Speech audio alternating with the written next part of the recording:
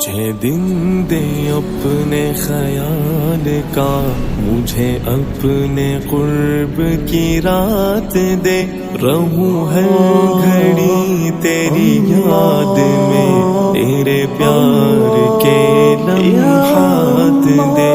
मुझे दिन दे अपने ख्याल का, मुझे के আপনি বলেন আপনি সবাই अपने कुर्ब की रात दे, रहूं हर घड़ी तेरी याद में, तेरे प्यार के लम्हात दे। तेरा जिक्र हो मेरा मशगला, ज़ेरे लब फ़क़त तेरी बात। মুহাদ্দিস হাদিস পড়াইতে পারলে আমার শ্রেষ্ঠত্ব সমাজে ফুটে উঠবে, মানুষ আমাকে মূল্যায়িত করবে।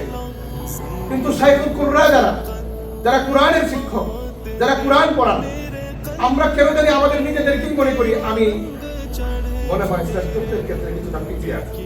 এদেশের বরেণ্য এক আকাবির হযরত মুহাম্মদুল্লাহ হাফিজ হুজুর রাহমাতুল্লাহি আলাইহি, তিনি প্রেসিডেন্সি নির্বাচনে বলেছিলেন সাংবাদিকদের প্রশ্নের উত্তরে যে আমি যদি প্রেসিডেন্ট হতে পারি তাহলে আমি ৬৮,০০০ গ্রামে ৬৮,০০০ কোরআনের মাদ্রাসা কায়েম করব। ৬৮,০০০ গ্রামে ৬৮,০০০ কোরআনের মাদ্রাসা কায়েম করব। কেন বলেছিলেন এটা? সাংবাদিকরা তো প্রস্তুত ছিল না এই কথার জন্য। সাংবাদিকরা তো সুবহানাল্লাহ আলহামদুলিল্লাহ বলেনি এই কথা শোনার পরে। কেন বলেনি?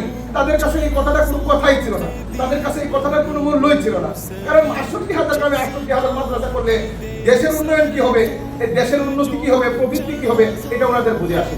কিন্তু উলাইকা আবাই ফাদিনি বিমিসলি, ওনারা আমাদের পূর্বপুরুষ ছিলেন, ওনারা কথা বলেছেন, সেই কথা ওনারা বোঝেননি, কিন্তু আমরা বুঝেছি। যদি ৬৮,০০০ গ্রামে ৬৮,০০০ কোরআনের মক্তব, কোরআনি মাদ্রাসা কায়েম হয়ে যায়, আমরা মনে করতে পারি এই মক্তবের ছেলে যে আজকে মক্তব পড়ছে, স্কুলে পড়ুক, মাদ্রাসায় পড়ুক, কিন্ডারগার্টেনে পড়ুক, যেখানেই পড়ুক, এই মক্তবের ছেলেটাই ১০ বছর পরে এসএসসি পরীক্ষা দিবে, ৮ বছর পরে এসএসসি পরীক্ষা দিবে, ১২-১৩ বছর ১৪ বছর পরে এ দেশের গ্রাজুয়েট হবে, এ দেশের বিশ্ববিদ্যালয়ে পাড়ি দিয়ে এ দেশের কোনো একটা অফিসের চেয়ারে এসে বসবে, দেশ পরিচালনা করবে। যদি এই ছেলেটা ওই মক্তবে ১০ বছর আগে কোরআন পড়িয়ে দিতে পারি, এই ছেলেটাই দেশ শাসন করবে, প্রশাসন শাসন করবে, দেশের একটা অমূল্য পরিবর্তন সাধিত হবে। নাস্তিকবাদ এই ছেলের মাধ্যমে তৈরি হবে না। এজন্য আমাদের যদি কাজ করতে হয় তাহলে বুনিয়াদি কাজ করতে হবে, গোড়ায় কাজ করতে হবে, শুধু আগায় কাজ করলে হবে না।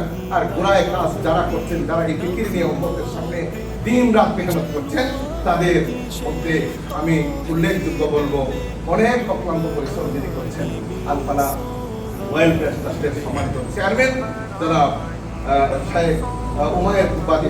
আপনারা এই প্রশিক্ষণটি কবুল করে থাকেন, আমরা ব্যবস্থা করেছি। সন্তান হিসাবে যারা সামনে আসে তাদেরকে যত অর্জন করেছেন দেবেনি। আপনার আশেপাশে যে পর্যন্ত সন্তান আসে, কেউ যদি না আসে নিজে যাবেন, আমরা দুজন ছাত্র পাঠাবেন, এলাকার পুরো সন্তান আল ফালাহ ফাউন্ডেশনের পরিচালক মহোদয় যে এই কোরআনের খেদমতকে সহজতর করার জন্য যে মেহনত হাতে নিয়েছেন, আল্লাহ পাক আপনাদের এই মেহনতকে আল্লাহ তাআলা কবুল করুন এবং দিন তার দৈনিক সর্বোচ্চ মাত্রা আল্লাহ করেছেন। আমরা অতীতে অনেক যেমন নুরানি আমরা প্রশিক্ষণের না দিয়ে আমরা অনেকে প্রশিক্ষণ দিচ্ছি। এই আল ফালাহ ওয়েলফেয়ার ফাউন্ডেশনের প্রশিক্ষণের মাধ্যমে অতি অল্প সময়ে অতি সহজে কি করে একটা বাচ্চাকে সঠিকভাবে সঠিক তেলাওয়াতের মাধ্যমে কোরআন পড়ানো যায় সেই ব্যবস্থা করা হয়েছে। আমি বিগত আর দু একটা প্রশিক্ষণ দিয়েছি। এই ৬ দিনের অল্প সময় প্রশিক্ষণের মাধ্যমে আমি আরও আমার ইউনিভার্সিটিটা অনেক আগে বেরিয়ে গেছে। আমি নাজমুল আহসান, আল ফালাহ ওয়েলফেয়ার ফাউন্ডেশনের খাদ্য হিসেবে কাজ করি শুরু থেকে।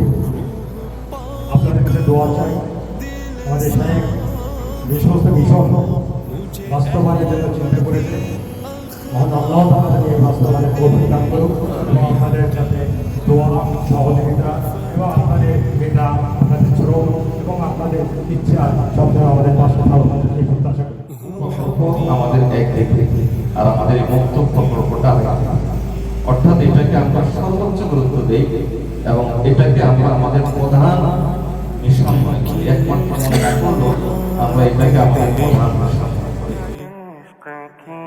खैरात